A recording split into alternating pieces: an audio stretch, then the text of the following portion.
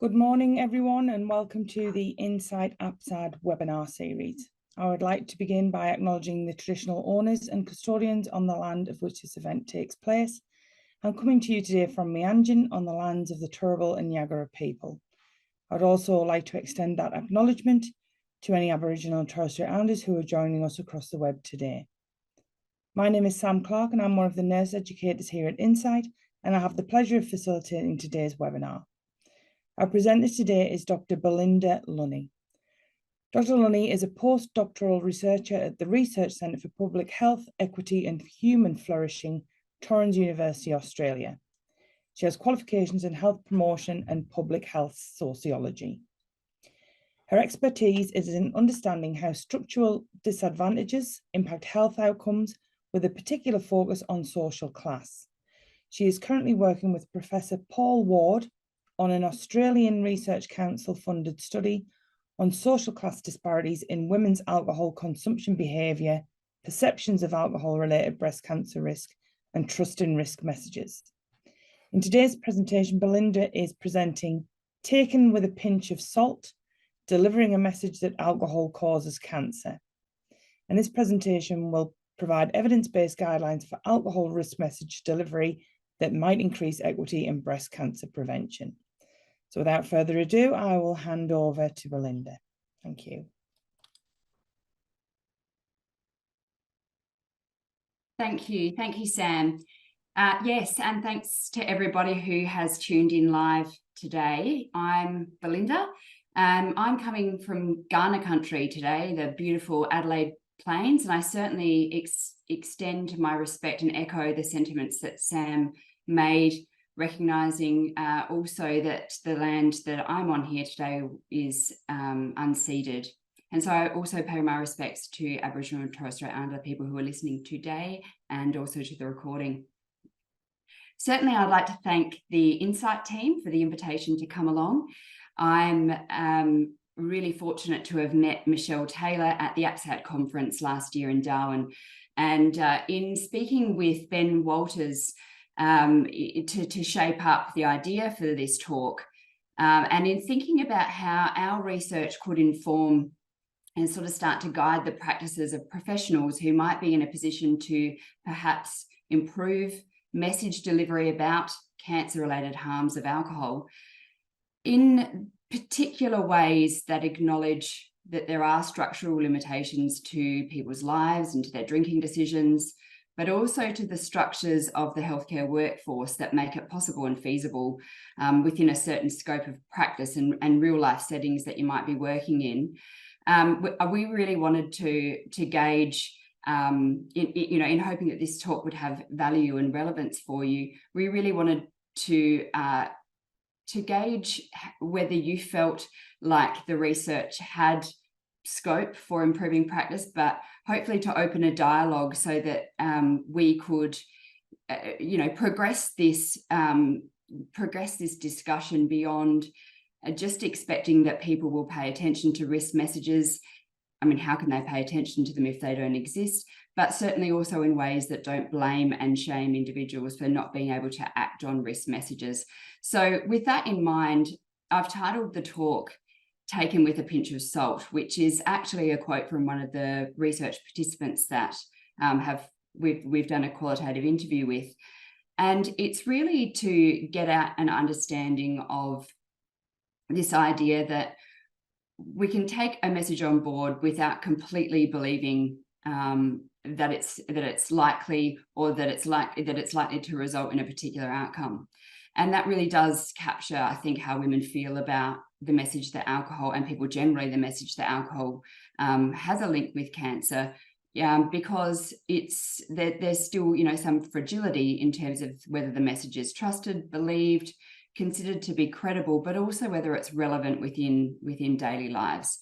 And so my particular focus is on improving equity in cancer prevention through a social class lens. And obviously there are a range of different social determinants of health that result in marginalisation. But my bread and butter really is about understanding these sort of structural determinants in the resources that people have available to them and how they might impact their ability and their willingness, but also their concerns about risk messages.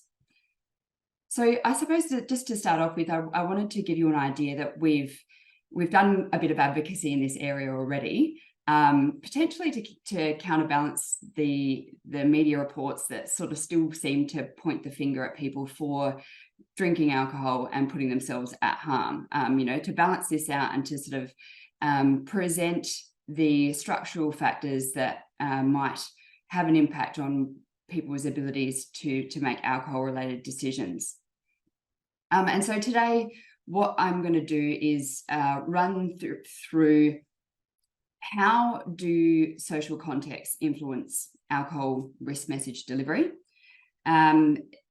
Using our research, as Sam introduced, which is an Australian Research Council funded discovery project that was awarded to Professor Paul Ward, who was my PhD supervisor. I was trained by a medical sociologist, and now I'm adopting the sociology of public health into my health promotion practice. I was initially a health promotion officer, and it didn't take me very long to realise that we can't just drill down and feed messages in a unidirectional way without understanding these sort of structural factors around us that shape behaviour. So we've been working on a study that has been understanding midlife women's perceptions of the breast cancer risks attached to drinking alcohol, but also the social factors that might impact their trust in the message and in the message deliverer. So the first part of my talk will be mapping out some of our research findings, and then I hope to spend the last part considering some of the practical applications of the research. But before I get further in, I wanted to anchor what I'm going to discuss in women's narratives. So I suppose to set the scene and to give you a flavour of how it results that women take the message that alcohol has a link to breast cancer with this pinch of salt. So I wanted to start with a story about one of the women who we've interviewed and has now become a consumer advisor for our research project. I'm going to give you her experience of interacting with a healthcare professional. So she had a breast cancer scare in 2013 and then has had another one recently. And she's been asked about alcohol in her experiences of interacting with the health settings, but only from the perspective of how many units of alcohol she's drinking, which she feels is quite ambiguous because she doesn't know what a unit of alcohol is. And so she said that her answer wasn't overly truthful. And her primary reflection is that by not providing any context or drawing a link to why the health professional was asking her that question, it didn't feel educational. It felt like she was being naughty. And as a patient, she felt like this didn't really encourage any kind of dialogue around why she was drinking in the first place.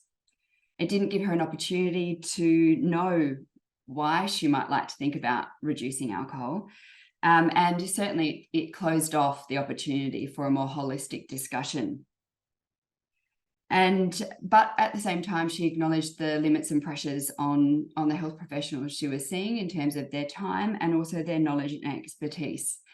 And so I suppose let's use that to foreground some of our thoughts about this topic today. So as I said, our focus has been on women, alcohol and breast cancer risk. And the purpose of that is because despite the population level declines in alcohol consumption that we've seen in Australia, midlife women's drinking has actually increased. And we know that midlife women today are drinking more alcohol than groups of midlife women have in previous generations. And certainly they're drinking the most in terms of segments of the population of women in Australia today. They certainly have become a target group in the National Alcohol Strategy. And so we do know that alcohol consumption is a modifiable risk factor for breast cancer. There's not a lot that women can do about non-modifiable risks that occur in midlife when hormonal changes occur that put women at increased risk of breast cancer anyway. So we know that when alcohol is part of that picture, it's sort of placing women at a double disadvantage, if you like. But breast cancer has probably received less attention than other cancers in Australian prevention campaigns. And certainly women say that they're not familiar. A lot of women say they're not familiar with any campaigns. We know that breast cancer is one of the most common cancers affecting Australian women, and potentially one of the most common cancers in Australia today. It's been recently estimated that alcohol consumption might account for up to potentially 10% of breast cancers in Australia. And we know that this risk occurs in a dose response. So even at low consumption levels, breast cancer risk increases and it accumulates over a woman's lifetime. This is irrefutable scientific evidence. It's been available for across many studies and available for a long time, but it's coming perhaps into the public spotlight a little bit more so now. As I said, women we interview often comment that they haven't seen a message that alcohol increases cancer risk. They can't pinpoint a campaign where this information was made available to them. But we do know that some are existing, and our body with the sort of that looks to appear to be sort of blood seeping out is the Spread campaign that has come out of the Cancer Council WA. FAIR's doing a little bit of work about this, and this picture, which to be honest, I'm not overly a huge fan of these kind of scare tactic type messages because of the potential to blame and shame women. But this is a picture that is part of a UK campaign. So we've got this clear understanding that alcohol does increase breast cancer risk. But we know that increases in women's drinking in Australia show that the current health promotion approaches are fundamentally ineffective. You know, they're targeted the individual as the recipient of a risk message, and this is through things like warning labels and guidelines, which have been effective with drink driving, but in terms of alcohol consumption as a factor that is part of women's daily living circumstances, less effective. As I said, when we did our study in 2018, we found that women don't know alcohol causes cancer. But importantly, subsequent studies that we conducted after that, where we sort of tried to delve in and understand women's reasons for consuming alcohol, we found that even if they do know, they cannot necessarily choose to not drink. And so we've sought to unpack women's reasons from a sociological perspective to really understand some of the structural and social undertones to their logic for consuming alcohol, whether or not breast cancer risk is known. And, you know, some of the reasons that women have given up for drinking alcohol really point to the idea that there are some strong limits to personal choice, that drinking is helpful in managing gendered social roles, a lot of the care burdens, and we certainly saw that writ large through COVID-19, where women were carrying what was referred to as a triple burden of caring, working, and also maintaining a lot of duties in the home.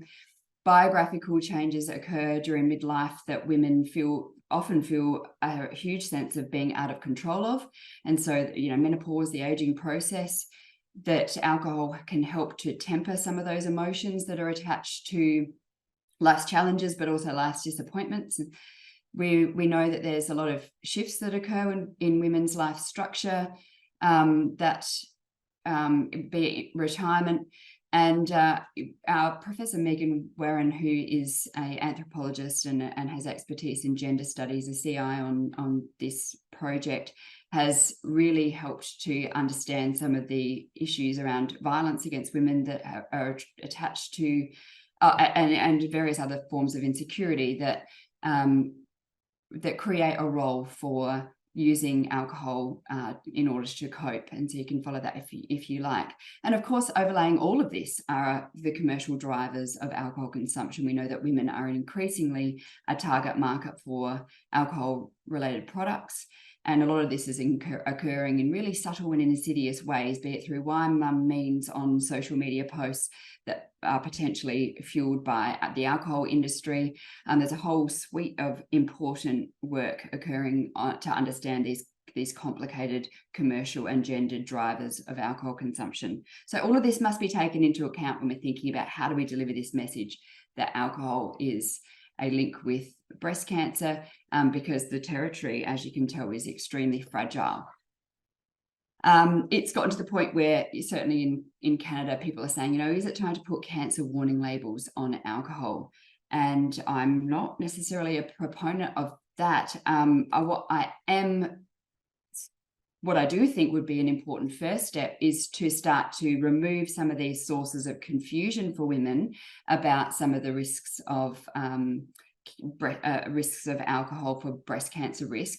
We do see product promotions coming through that link the cause of cancer prevention with an alcohol product, and women explicitly use these examples as confusing sources of explaining how these messages can be taken with a pinch of salt, because it's confusing. Is alcohol bad for you or not? We've got a PhD candidate at Torrens University in FEF, Kristen Foley, who's done a wine bottle label analysis and has done an analysis of social media. And so just wanted to acknowledge her brilliant work in providing some of these pieces for me to show to you today, real world examples that are out there for women. Health professionals, potentially they're perfectly positioned to share risk messages. There is an opportunity to extend the therapeutic relationship, and we think back to that example that I gave at the start of this woman's experience. There's an opportunity there to extend the therapeutic relationship and have some of these more holistic discussions around women's life circumstances, be it in the format of a motivational interview. And I spent some time talking through with Ben Walters about what that might look like. Is it an opportunity for a discussion with women about some of the restrictions on their choices or the scope for their choices to be explored? But I wanted to make it clear that we do have an understanding that healthcare systems are also social structures. So we know that health professionals and people who are listening here today are constrained by the same systems that I've just been describing that constrain women in their decisions around whether or not to take heed of health advice. We know that health systems are still contoured by neoliberalism,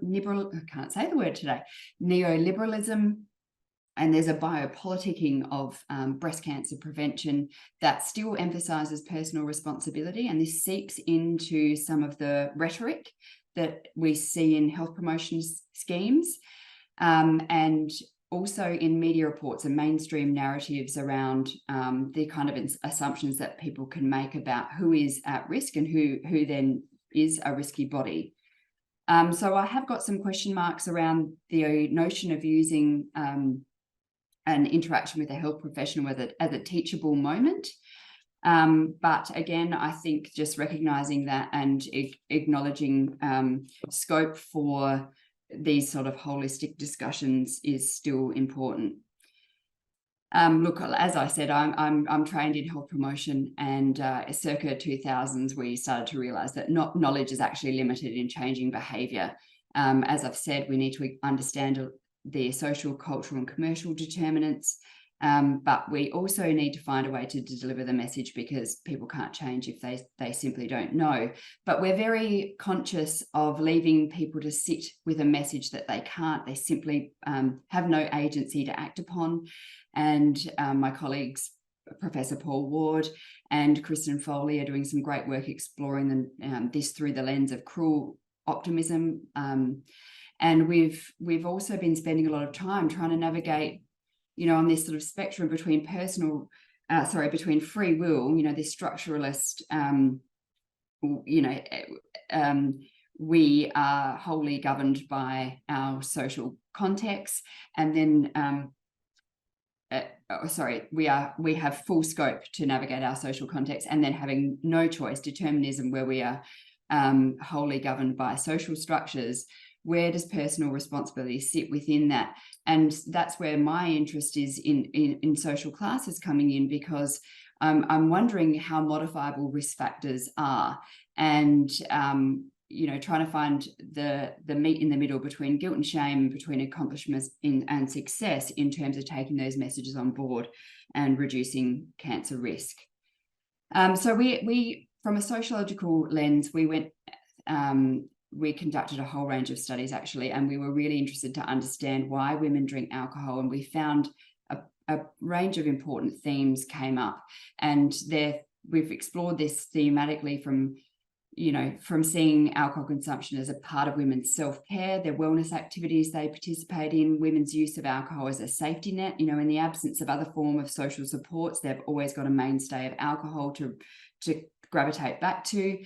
As I said, I've heard and understood alcohol as a way that women manage gendered caring responsibilities and get a sense of deservingness and recognition from that treat or that reward of consuming alcohol when it's not available from it anywhere else. And this role to play in keeping up appearances, certainly there's a social class angle there. Women have discussed alcohol consumption as a way that they can maintain a sense of equilibrium and achieve happiness. And I've looked at the role of alcohol consumption in terms of women's relationships. So just to give you a quick idea, I won't run through all the details of our study here, could protect risk of boredom, but we've done a huge volume of in-depth interviews and repeat interviews during COVID-19 lockdowns with the same women. We've done large national surveys in Australia and also the UK. And then there was an opportunity to delve into, this idea of the pandemic hangover. When we came out, people's drinking of alcohol increased during COVID lockdowns. And then we came as a way of coping with these sort of shorter horizons that were part of lockdown restrictions and not knowing when they would end. But women kind of popped out of that and thought their drinking of alcohol wasn't sustainable. And so we did a sober curious study to explore how the movement towards alcohol reduction might have been impacting women's perceptions of alcohol consumption and associated risks.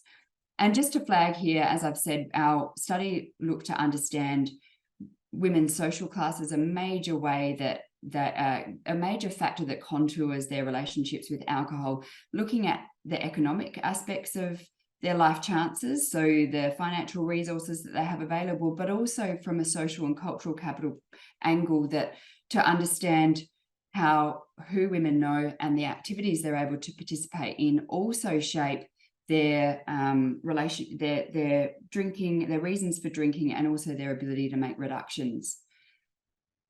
So just to run through those now relatively quickly. To give you, I suppose here I really want to give you a sense of, when you're working with particular population segments, is it possible to also segment the way that the message is delivered and acknowledge some of these limitations or social context factors that might assist somehow in a holistic view of message delivery. So for women living with the least amount of resources, we saw that alcohol really is about coping with unhappiness. It's about fundamentally dealing with material deprivation, whether or not the bills are able to be paid that day, whether or not, and a lot of trauma actually attached to going without, and certainly when children are involved in being able to manage their emotions around being able to go without as well, and that kind of persistent stress of tallying up the bills and making ends meet fundamentally.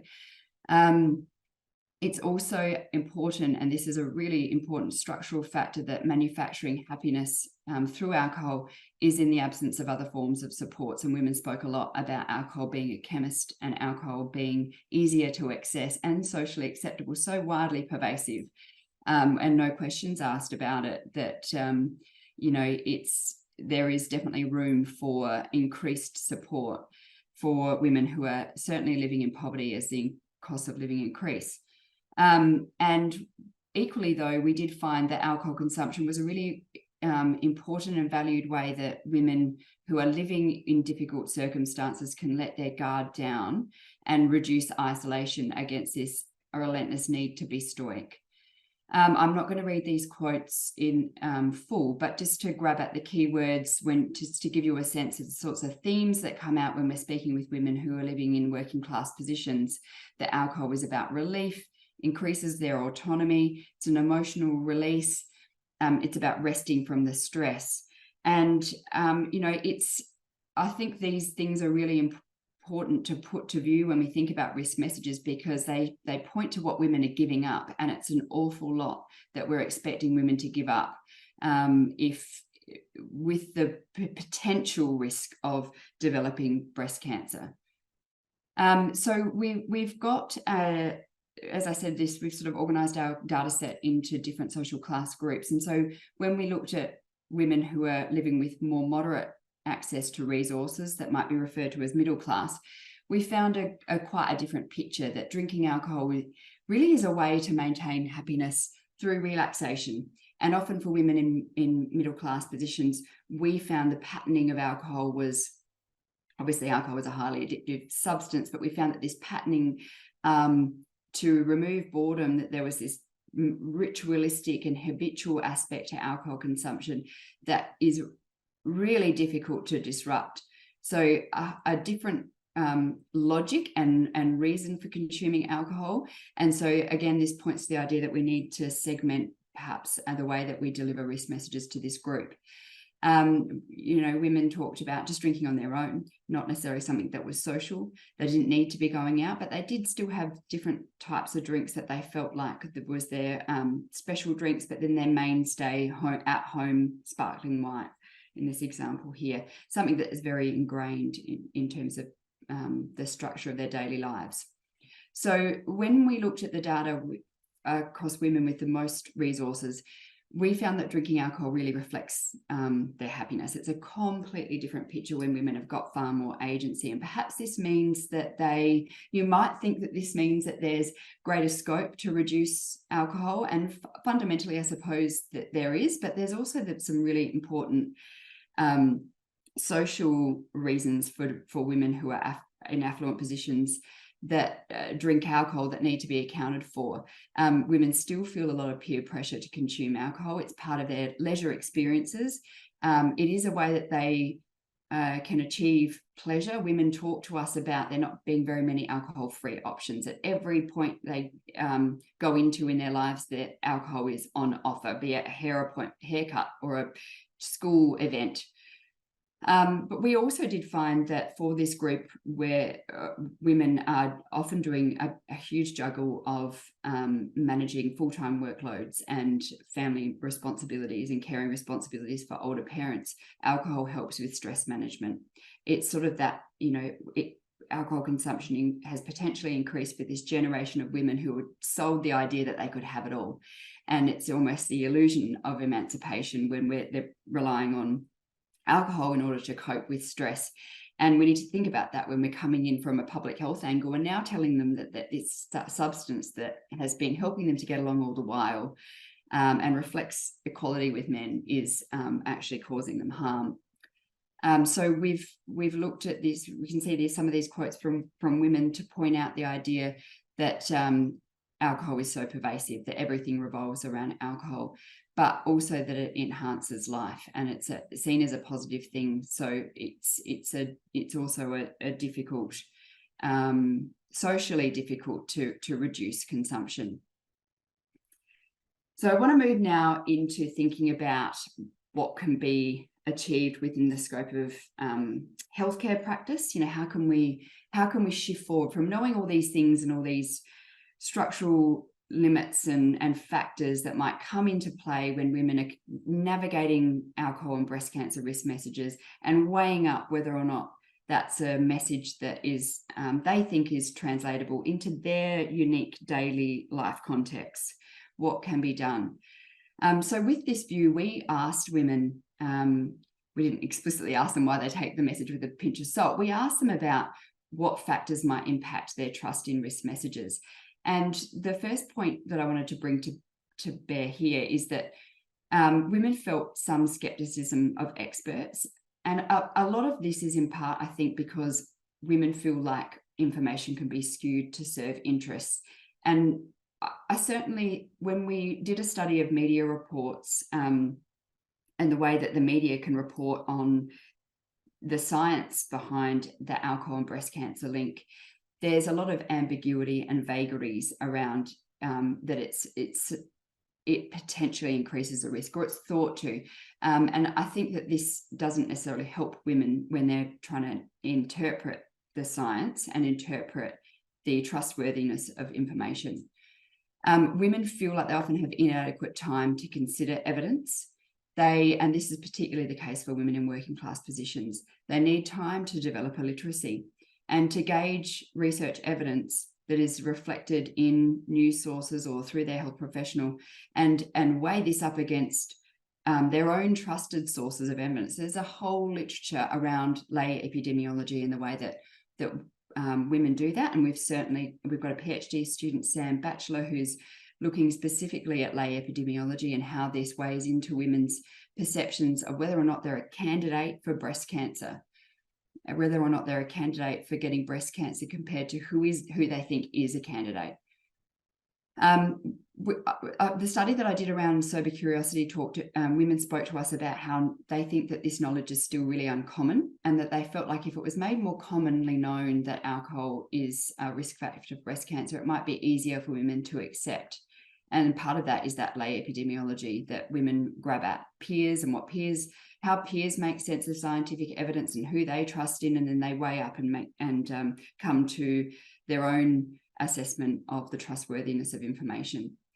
And we know, as I said, that there are lots of sources of confusion, and our colleague in the UK, Carol Emsley, has done a huge and important piece of work around breast cancer fundraising events that also involve alcohol and the way that raises revenue, but also how drinks are kind of pinked, and the paraphernalia and the scaffolding of the breast cancer reduction movement is attached to alcohol. So sorry, this slide is quite cluttered, and I think what I really want to do here is ultimately bring to your awareness about some of the things that women told us that might improve the way that messaging is delivered, and some of perhaps for people who are working at the coalface, some of you here working at the coalface with women and supporting them with their knowledge about the risks of breast cancer, but then making sure they're not left to sit and stir with what can they do about that. Online forums seem to be what women want. They wanted peer support programs.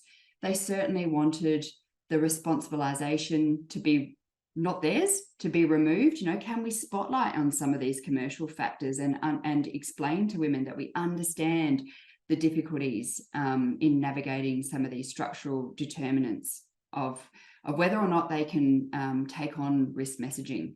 Women talk to us about this mental spiral, this constant weighing up of how you should reduce alcohol is utterly exhausting. Women need social supports. It is brutal to task women with the impossibility of quitting in the absence of in the absence of paying attention to some of these structural and emotional reasons why they're drinking in the first place. As a whole other side aspect, we know that the availability and the accessibility of suitable mental health care for women is a factor. And perhaps for the service delivery spaces that we're operating in on this webinar today, perhaps there's scope for linking in with other services, linking women in with other free supports and services. Certainly women want to feel like they're being less surveilled. And we certainly don't want to perpetuate this feeling that women are not willing and able to invest in themselves.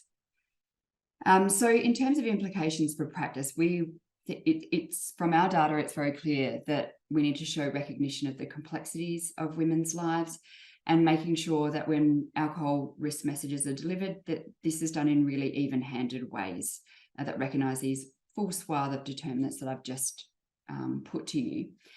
And I think some really open dialogue about some of these tensions and difficulties would be important, that fundamentally we're all living in this alcoholic society. We are all exposed to the commercial and industry drivers of alcohol consumption that mean that in Australia, it's socially acceptable to consume large volumes of alcohol. And if we're looking to reduce alcohol consumption, then reducing the power differential between health professional and the recipient of the message would be really useful, I think.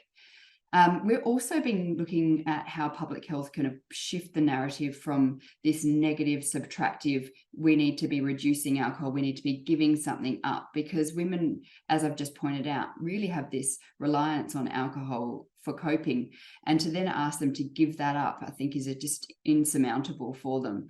If we can encourage reduced alcohol as a positive, salutogenic, it's healthier, what can be gained from reducing drinking, then that positivity would be a really important first step to bring women along with us, I think.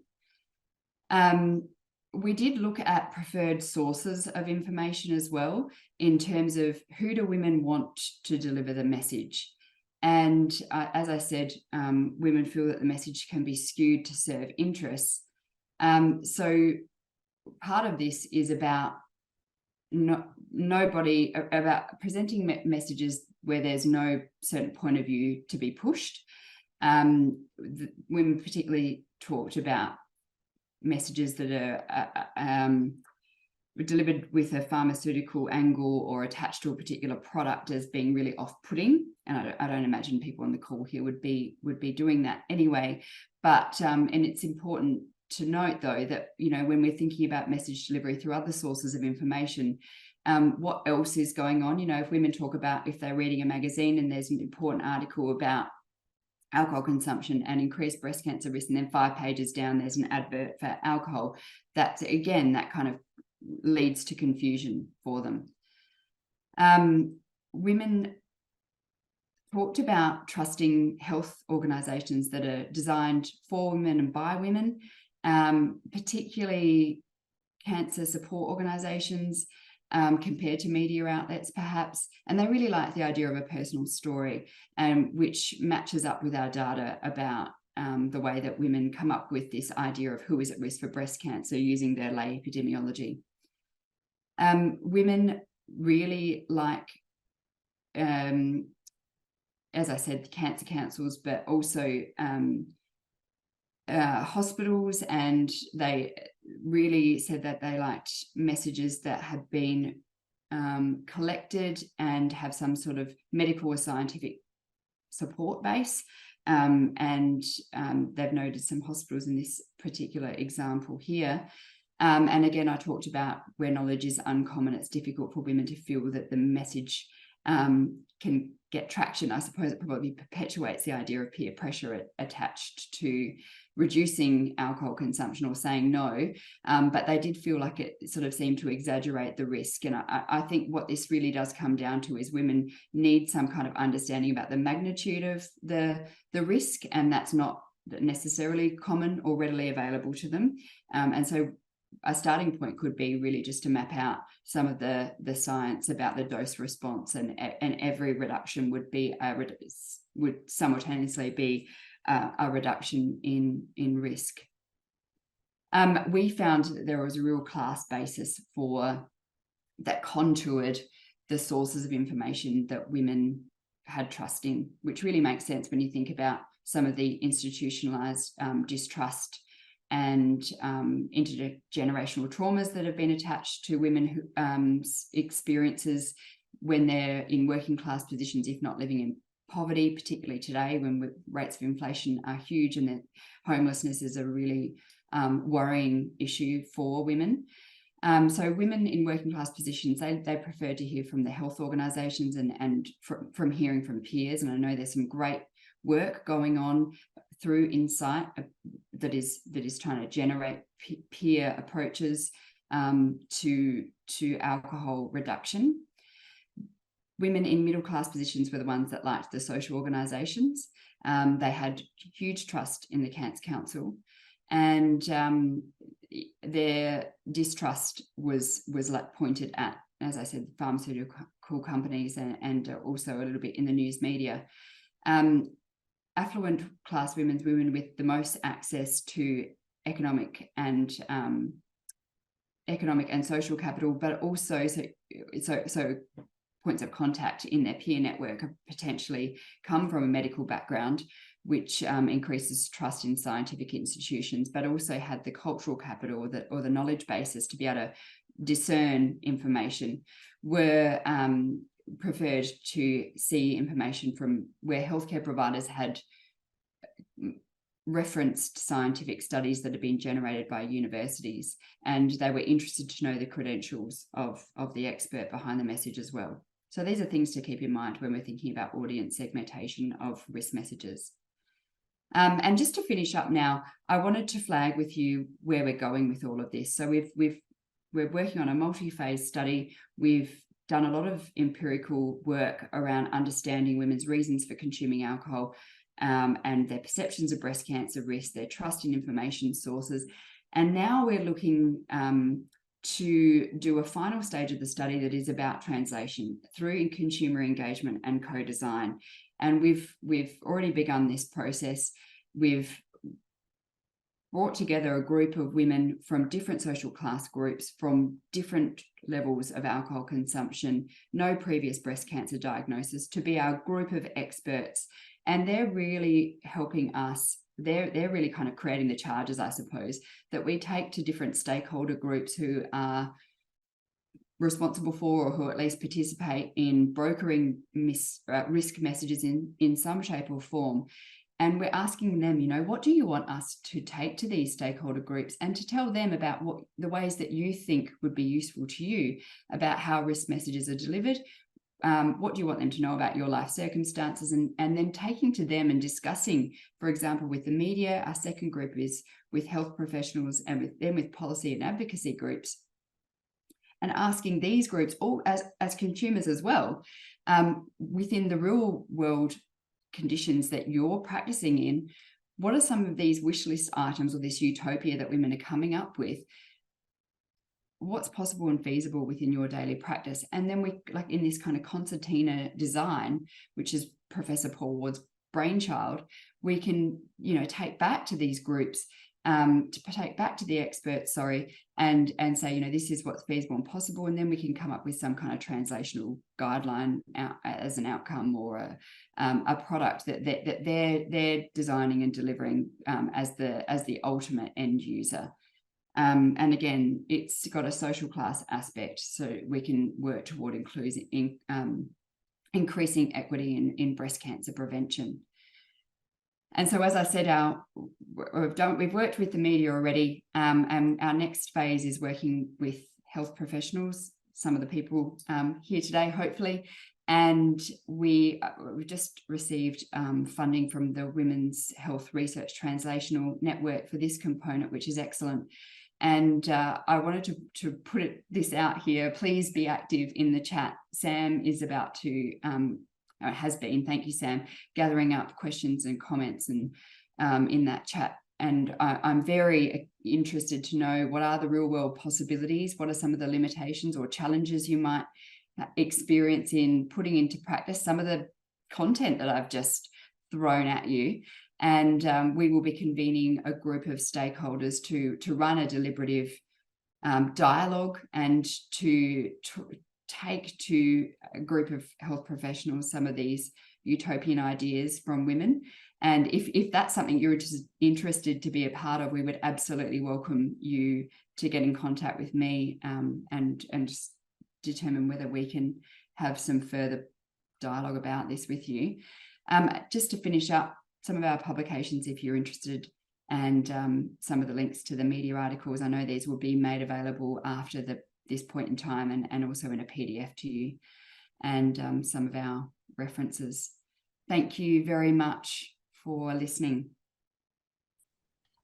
Over to you, Sam. Thank you, Belinda. We've had quite a few questions in the background, and if people want to continue to put their comments through as you've just asked, we will ensure that they get to you at the end or after this presentation. So in terms of questions, one of the first ones that came through said, does the age of exposure to alcohol have a bearing on the risk of developing breast cancer? Thank you for the question. Yeah, look, we've got Professor Ian Olver is an oncologist who he's a chief investigator on this study and has created a YouTube clip that for our study that explains the science behind and the physiology behind how alcohol consumption increases breast cancer risk. And the answer is yes, it is. It's a cumulative lifetime exposure to alcohol risk. So the earlier you start drinking in your life course, then yes, you are at increased cumulative risk accordingly. Now, according to Professor Ian Olver, you can start to reduce consumption. You can kind of start to wipe the slate clean, I suppose, but that process at a cellular level can take about 15 years. So if you're wanting more behind the science, I'm not a medical professional, I'm a public health sociologist, but there is absolutely, that information is available to you. And I put the link on one of the slides where Ian does spend 8 minutes mapping out the science. Thank you for that. The next question, are there any simple analogies that we can use to equate with other known cancer causes? For example, 1 bottle of wine per week equals X number of cigarettes per week, or getting sunburnt however many number of times, etc. Yeah, absolutely. This, look, a PhD candidate of ours at one point in time provided this information in slides, and it was 1 bottle of wine is equivalent to smoking 10 cigarettes in terms of cancer risk. And that is a really important question, because women do talk about weighing up their risk factors and, trying to make reductions. Well, at least I'm not obese, I'm not overweight, this is my only vice. And also trying to understand the level of risk and kind of synthesize the information and interpret it to come up with their own kind of equation of how at risk they are. And women are really grabbing for that information. I think that's one of the biggest challenges with this content, is that we can't really, it is up to women's unique physiology. We can't really say that, and then that's why I put causes in inverted commas in the title of this, because we can't actually say that alcohol causes breast cancer. It might not. And then part of that lay epidemiology is, the adage of, this notion of candidacy actually came up out of the heart disease, and we can probably all grab at the example of the unhealthy person who drinks and smokes their entire life and lives to a ripe old age. But then there's the anomaly of the person who didn't drink and smoke and, they died early. And, women still grab at that kind of information. So, yeah, thank you for the question. I suppose that leads on to the next one that says, would strategies such as plain packaging or graphic images that have been seen on tobacco be effective? It's a really interesting question, isn't it? And I think this does come to the segmentation of who your, risk message per the audience. So we have done a deliberative dialogue with this group of women experts, and women who are in positions to be able to make reductions say that, yes, they want scare tactics. It helped them to reduce smoking. We saw, it was effective in the HIV and AIDS campaign, that is something that came up, as harrowing as some of the scare tactics were. But some women like it. There are studies that are looking at warning labels, as I said. I think it does really, puts the pressure on the individual, but yes. We then had a conversation that asked the opposite, that said, rather than warning labels on drink containers, what are your thoughts about providing the National Alcohol and Other Drug Hotline number so that people can seek support or information? Brilliant. I think these sort of free supports should absolutely be made more readily available. And they are. We've done a dialogue group with media representatives. We've asked women, and women themselves have said in media reports, in the newspaper, is it possible to provide these helplines that are free? You know, where can we go for support? Don't just leave us sitting, you know, that's that cruel optimism stuff. Don't just leave us sitting with the message and then we don't know where to go. And, you know, that stress actually is that cycle. It perpetuates the reasons why women are drinking in the first place. There's just so much to navigate, you know. Absolutely, I think we can do far more on the industry level factors, the commercial level factors before we look at individual behaviour. We can remedy a lot more without tasking women themselves. Yeah, absolutely. And there's a question asking that, are the health promotion messages that have been shown to be ineffective for women also being ineffective for men or for younger women? Oh, you know, that's a really fascinating notion, and something that has come out of the data we've collected is that women are saying we are in midlife. You're kind of saying it's too late for us. If it's a lifestyle cumulative effect, why aren't we looking at younger age groups of women? And as I said, we are following a research approach that is about consumer engagement, following the leads that are given to us by women themselves. And so we have gone and done a study of women pre-midlife and what are their perceptions of breast cancer risk. And often it's so far in the distant future for women to be able to even conceptualize when they're aged 20 and 30 and in the third childbearing years. And there's just so much for women to look at. But it is a project that is a space that we're looking at, where, you know, women don't just arrive abruptly at midlife and then receive this sort of barrage message with you know, it would have been nice to know years ago. Yeah. You know, in terms of, I think, what was the other part of the question, Sam, about men? And also, has it been the same strategies been ineffective for men? Oh, look, I would be reticent to comment, but alcohol affects the female body completely different to men, and so yeah, I'm not going to touch that one. Let's have a chat. I think it's potentially because there is a risk of breast cancer in men that probably isn't as widely acknowledged as a breast cancer risk in women. Right. Yeah. Yeah. That's right. And look, there are groups who haven't been recognised in the talk I've delivered today, LGBTQI plus population groups, and we are acutely aware of the marginalisation that is occurring in terms of risk message delivery, and particularly through healthcare settings, and that is a space we are and need to be moving in to understand you know, the various forms of inequity of breast cancer prevention. Yes, absolutely. Yeah, thank you for clarifying, Sam. Yeah. No worries. Another question that's through, you've looked at segmentation by social class. How did you factor in amount of alcohol consumed by women? Those that drink at very high levels will have different motivators compared with those who drink to a lesser extent but above guidelines. Yeah, that is so true, isn't it? Well, initially we asked for self-reported data, heavy, medium, light. When we looked at those data, you know, if you were to use the Audit C assessment tool, women who are drinking in heavily would be in the problematic range. The reason why we asked women themselves is because when we shaped and designed the research project, we asked women themselves who should decide whether your consumption is problematic, and women said, if it's problematic to me, then it's problematic, you know, but if it's not, you know, so we that's why we used self-report, but also because for breast cancer risk, because it is a dose response, then any drinking is a risk. So, you know, we were mostly sort of interested to understand, you know, the baseline perception of risk, regardless of the volume.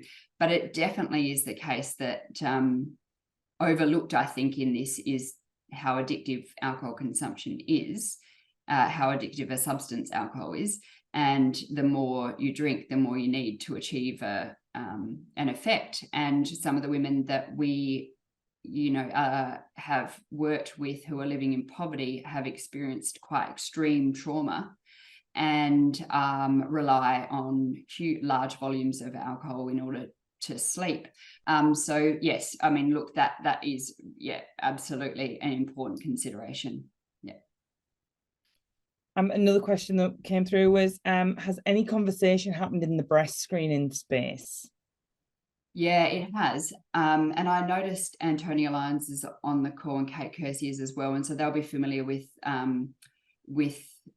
research that is going on in Australia, and her name is escaping me currently. They might be able to help out in the chat, to where when women go for breast cancer screening, is that an opportunity to raise the topic of alcohol with them. And look, I think I'm cautious of that because of this idea of the teachable moment and the risk of blame and shame.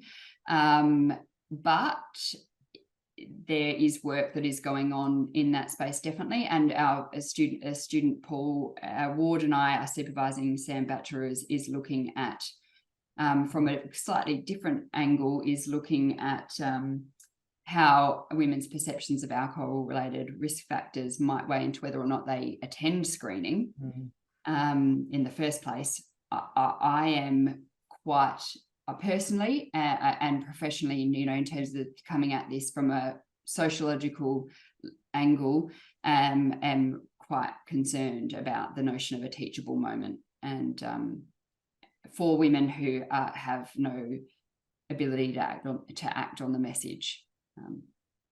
Yeah, it would be the right timing to deliver that message is probably the key point, isn't it? Yes. You don't want to put women off going for a breast screen because they think that it might be something that's raised. Look, to be honest, a lot of the women that I have been working with, I'm a member of the Women in Poverty Network here and the Anti-Poverty Network in Australia, and a lot of those women talk about finding it really difficult to get to screening in the first place. To be honest, it takes multiple ways and formats, resources that they don't have, but they also see it as a tick box, and that then they are not going to be at least blamed because they didn't get a screen. That's kind of the level of the structural determinants, I think, for this. Yeah. And one of the final questions, are you aware whether there are any public health media campaigns planned to educate the public, particularly youth and young women, about this? I think the risk is not well known. Yeah, the risk is still not well known. I mean, I have been following the stats on this a bit, and I did come across something the other day that was saying at least 58% of the Australian population still don't know that there's a link between alcohol and cancer. I'm not aware of an explicit campaign under development, although I know we've got colleagues at the George Institute who have done, who are looking at different formats that this might take. I'm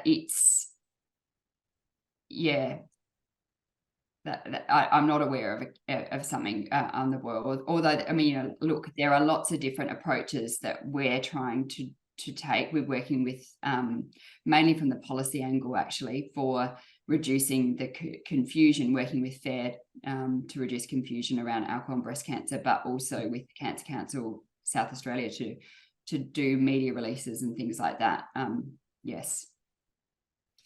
And finally, we just had a few comments, some about the social media portrayals of alcohol as a reward for getting through the week, relaxing the kids, bills, etc. And another was somebody who commented that they have personally had breast cancer twice and never knew alcohol could be a factor, and only found out 2 years after their last bout of cancer at a fundraiser that alcohol could have been a cause. And they felt that the discussion about this is definitely needed. Thank you for sharing that personal story, and I'm sorry that you've had that journey and challenge in life.